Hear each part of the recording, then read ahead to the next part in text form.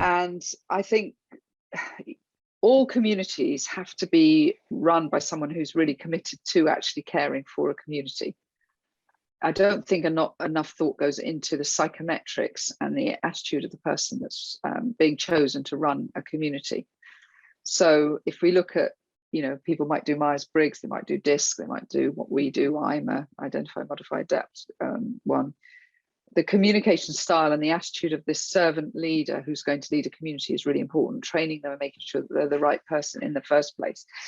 To run a number, so if I was an event manager and I thought, well, I'm going to run a number of them, any event must have segmentation in it. There must be natural market segmentation in the event from the type of people that are exhibiting at the events, whatever it is, they will. And so it's not going to be difficult to find what are the commonalities of people and group them into those clusters and say you can join a number of them as someone, but these are the individual communities that we're running around an event. I mean, it's quite interesting. You can see the events spark up instantly with a hashtag on an event.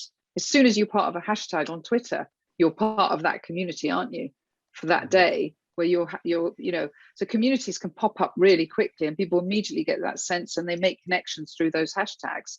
So I don't know whether that's a particular answer to your question, but I think that, the point that Thomas is making is that we truly believe through experience that small is what matters to people.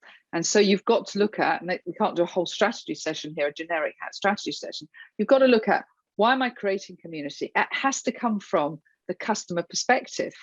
And customers want to know they matter. And they don't feel they matter inside a community of 1,000. They don't feel they matter inside a community of 10,000. If you have a small community, they feel they matter. They've been selected into it, for example.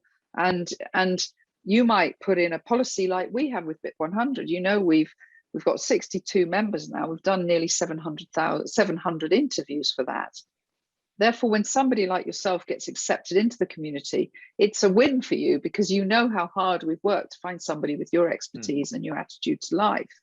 So you can, if you make it that, we've got these communities and we'd like to select you to bring you in, and you pre-interview people, and now you might say that's a huge amount of work for someone, but if you're caring for the customer and it's the customer experience you're talking about here, then that is the right thing to do.